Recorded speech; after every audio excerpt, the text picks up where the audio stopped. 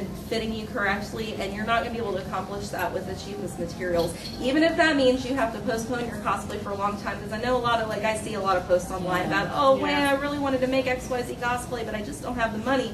Well, make that a long-term goal, save up, and then you can really buy the good materials, like steel boning and coutil and like high-quality brocade and the best whatever, you know what I'm like. I hope that's kind of coming across the way I mean it. Yeah, it does. And there's a lot of ways that you can save money on costs. You can subscribe for Joann's mailers and get 40 to 50% off your fabric purchases. If you live here in Atlanta, we have several great wholesale fabric places where you can buy high quality fabrics for very cheap.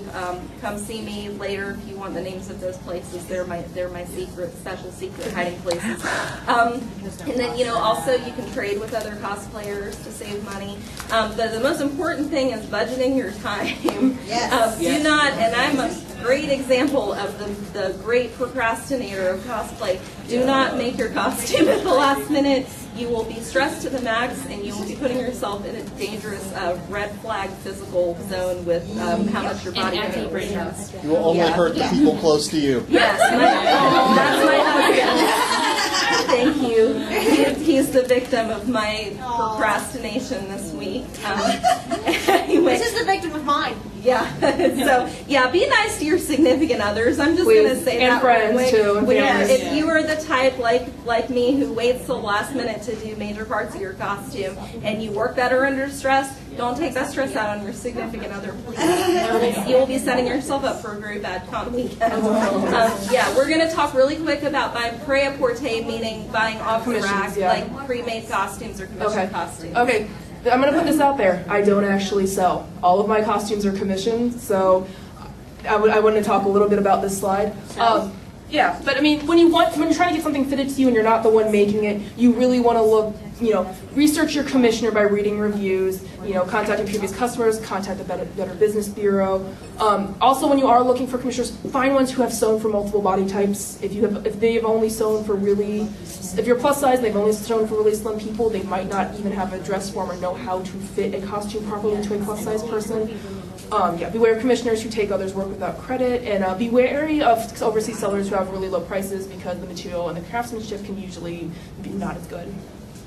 Okay, so we're going to try to do this super quick, but I feel like it's really important to talk about this really quick.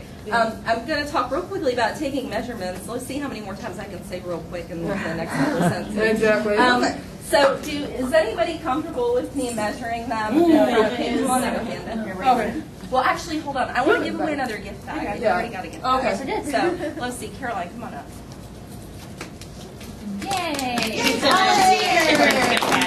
If she's uncomfortable, it's not fair. All right, so the first thing I want to recommend is when you buy a measuring tape, make sure you buy a flexible one. Like cloth is best. This one's plastic, but it's still very flexible.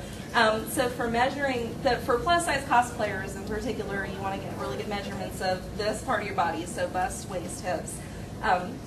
If you'll just kind of stand and put your, so when you measure the bust line, you want to make sure you line up right at the, And have somebody else measure you, not take your own yes, measurements. also make sure you have somebody else do this. Don't try to take your own measurements, because when you look down, I'm going to come right next to you for a second. When you look down, you're altering your bust line and your torso shape. Like if you're doing this and trying to look down, always have somebody help you take your own measurements. So it's also really important, I want to say this to plus size cosplayers, make sure that you're wearing the right size bra. Yeah. I cannot emphasize how important this is. If you don't know what bra size Like I said, get all of your undergarments first. Go someplace like Intimacy at Lenox Mall or Victoria's Secret or Lane Bryant, or a place that will have somebody that will measure you, and make sure you're wearing the right size bra, especially the cup size. That is so important. Yes, ma'am. Home set cosplay. There's a place called W-Ray Lingerie. Like American bra sizes are all kinds of whacked up, but if you go to lingerie, they give you like bras that actually fit, and it's amazing. Yes. Yes, ma'am. There's a lot of online resources for guides to measuring yourself properly. Yeah. A lot of people end up wearing bigger bands and smaller cups than they need. Yeah, definitely. I'm going to show you real quick how to measure your band size for a bra. You want to actually go under your breast and pull right up to where your bra band would normally fit. Okay. And then when you're measuring your cup size, you're going to be going around the nipple line at the widest part of your bust. And then for waist measurements, I usually try to start around the navel region here. I'm not sure what my slide says because I haven't looked at it in a very long time. Wait, from side to side to find the thinnest spot. Your white shirt flipped up. I mean, we're kind of just doing this for Demonstration, yeah. Your white shirt was that's okay. We'll fix it. Yeah, I'll fix it. And then your hips, I always try to go with the widest part of your hips, like around the buttocks area. One reminder for the guys, when she's saying the waist is at the navel area, it is for women, it is not for men. Oh. The men, if you ever look at a man who is without a shirt, you can see his navel. That's because that's not the waistline. So this has a lot to do with the whole carrying children and center of gravity thing. Men need to just make sure they're looking closer to where a woman has a tendency to indent, a man does not. So the best thing for a man is to put on his favorite pair of jeans and make a line. While you're in seam and out seam are so important for men. Yes. Because some men wear their pants at different heights. Yeah. As far as patterns go, I know I personally have struggled with using retail patterns in the past. It's really important to pay attention to whether the pattern is sized to European standards or American standards because they are slightly different. And most major retail pattern makers will make up to a size 22. However, those aren't always consistent with what your actual dress size is.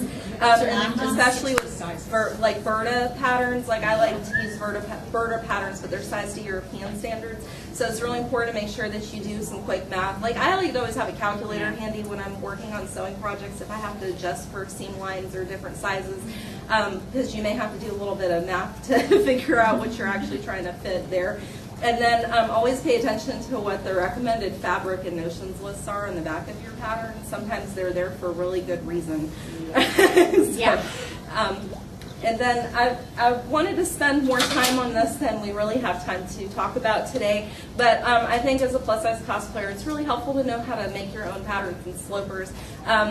If you are okay with making duct tape doubles, and we had hoped to do an actual demo of this, unfortunately our model had to drop at the last minute, and we don't have enough time anyway. But, so if anybody's interested in hearing a lot of details about how to make a duct tape pattern, friend me on Facebook, Lucky7 Craftworks. I will send you a tutorial link because this is something I did want to spend more time talking about. We just don't have time, unfortunately.